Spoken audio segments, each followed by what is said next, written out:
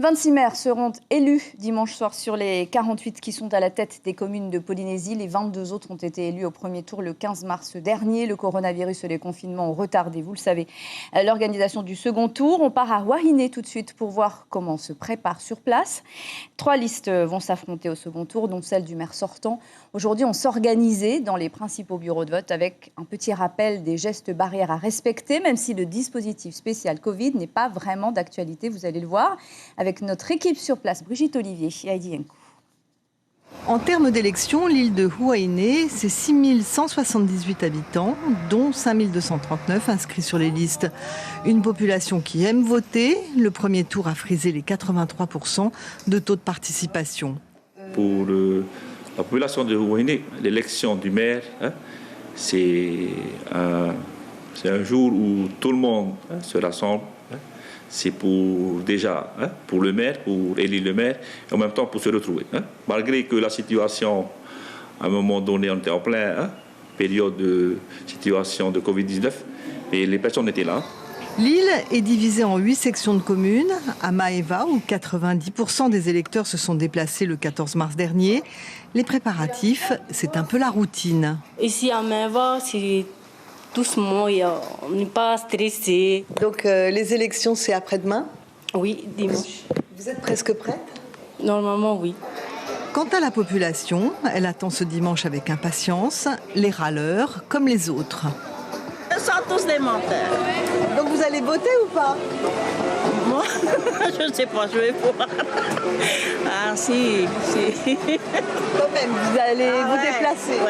Oui, c'est la moindre des choses. C'est important, c'est pour nous-mêmes. Ça fait longtemps qu'on a habité sur Tahiti et là on vient juste de revenir sur Wahine. Donc vous n'allez pas voter dimanche ? Du coup non. Mais c'est dommage. Dimanche on est dépaillés alors. Au dimanche on est dépaillés. On ne peut pas voter là. Les bureaux de vote seront ouverts de 8h à 18h. Les mesures barrières, grâce au marquage, seront respectées, contrairement au premier tour. Le spectre de la Covid-19 n'empêchera pas des électeurs motivés à se déplacer. Et ajoutons que la population ici attend avec impatience le retour des touristes, principalement pour faire refonctionner à nouveau ce secteur très rentable pour la population. Mais le confinement a été plutôt bien vécu car Huaïné est pratiquement en autosuffisance alimentaire grâce au développement de la pêche et de l'agriculture. Et je vous le disais, ce sera donc un combat à 3 dimanche à Wahine. La liste de Marcelin Lissan, le maire sortant, soutenu par le Tapura, sera face à 2 listes apolitiques, celle de Moehau Colombani, Tereo Tenun'a, et celle de Nano Hopara, Wahine Te Honotau.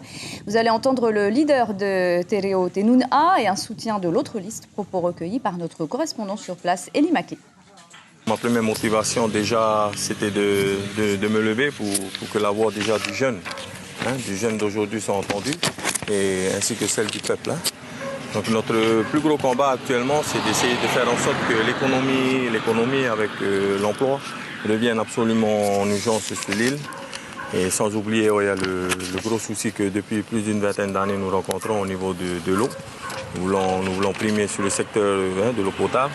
Actuellement, notre Tamana avec le conseil actuel fait de son mieux. Nous voulons apporter encore notre pierre pour essayer de faire en sorte que quelque chose de mieux puisse se faire encore sur cette île.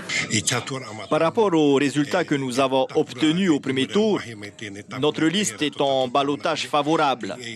Nous avons une avance confortable de 1000 voix par rapport aux 2 autres listes qualifiées pour le deuxième tour.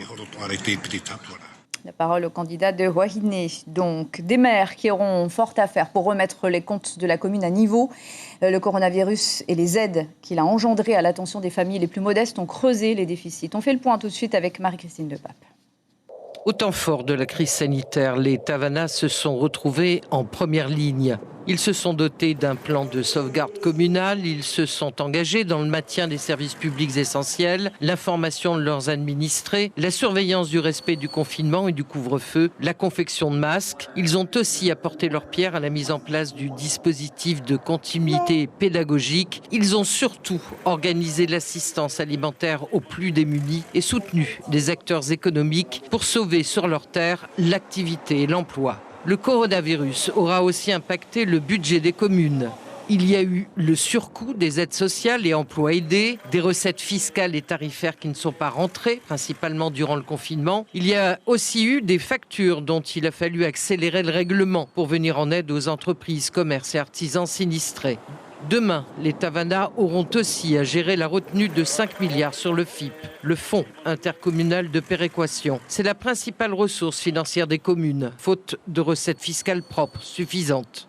Ces 5 milliards de retenues sur le FIP sont une avance qui sera restituée. Il ne s'agit pas d'une amputation. Le FIP dispose d'ailleurs d'une réserve de 7 milliards. Toujours est-il que les Tavana devront demain plus qu'hier être de bons gestionnaires. Cette cure d'austérité ne remet pas pour autant en cause les projets communaux.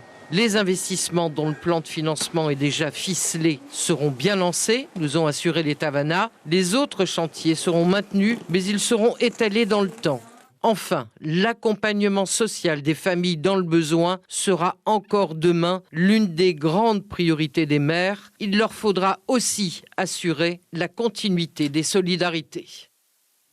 Et ce matin, le maire sortant d'Aroué était l'invité café d'Ibrahim Ahmed Aziz. Il a affirmé qu'on se sentait en sécurité dans sa commune parce que la police municipale y est très efficace et qu'Aroué compte parmi les communes les plus écologiques aussi, selon lui. On écoute Philippe Schill. Certains ont parlé de villes dortoirs. Je dirais, vous savez, les Polynésiens, les habitants de Aroué dorment très bien le soir parce qu'ils se sentent en sécurité dans une ville qui est surveillée 24 heures sur 24 et 7 jours sur 7 par une police municipale extrêmement efficace. Effectivement, j'ai entendu aussi le reproche de mes absences. Où est le maire? On ne le voit pas. Ce qui est quand même curieux, c'est que le travail est fait. Aroué est une commune qui a une réputation qui n'est pas nouvelle en matière de propreté. 12 tortues d'or, ce n'est quand même pas rien. Alors c'est vrai que ça peut donner l'impression à certains que la commune est immobile. Une tortue, ça va pas très vite, mais n'empêche que ça avance, ça va de l'avant de manière extrêmement progressive.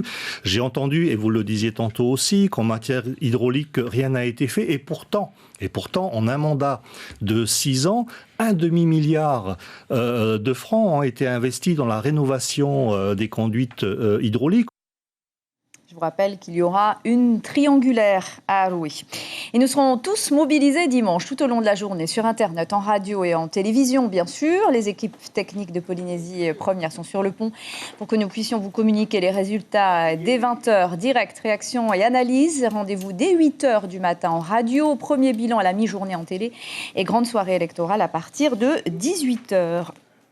Voilà, c'était le dernier journal des élections. Et puisqu'il n'y en aura pas, demain soir, temps de parole oblige.